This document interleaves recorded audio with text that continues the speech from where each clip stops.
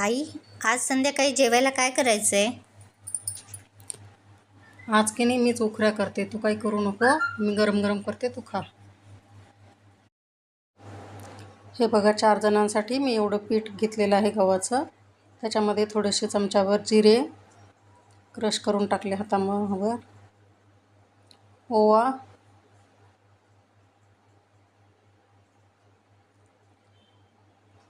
आपल्या आवडीनुसार मीठ,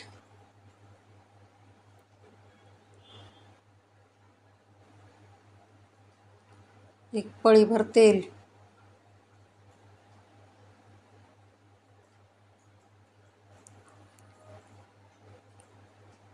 हे सगळं असं मिक्स करून घ्यायचं.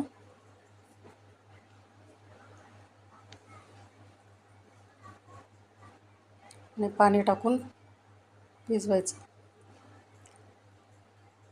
आपल्या पोळ्यांच्या पिठापेक्षा आपल्याला हे थोडं घट्ट पीठ भिजवायचं आहे.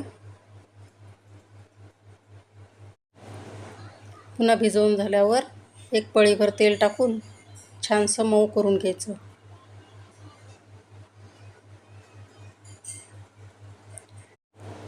असं आता एक 10 मिनिट त्याला भिजू द्यायचं. इकडे कढई तोपर्यंत तापायला ठेवली. थोडंसं तेल टाकायचं आणि आपल्या पोळीसारखा एक उंडा तोडून घ्यायचा. भाकरीसारखं थोडंसं त्याला थापून घ्यायचं.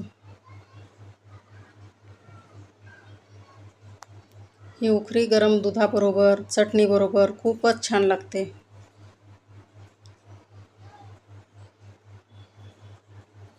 असं भाकरीसारखं थापायचं.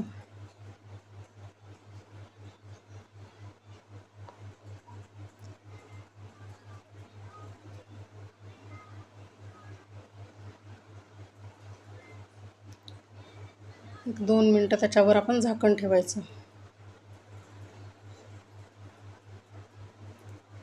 2 मिनटानंतर झाली का बघूयात.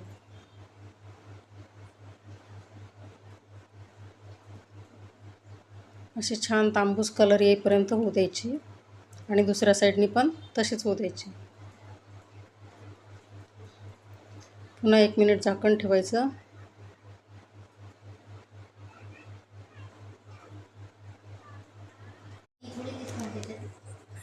आपले बघा आता दोन्हीकडून छानपैकी भाजली गेली. या अशा चटणीसोबत आणि दुधासोबत खूपच छान लागतात. अगदी ठिसूळ होतात. बघ श्वेता, घे.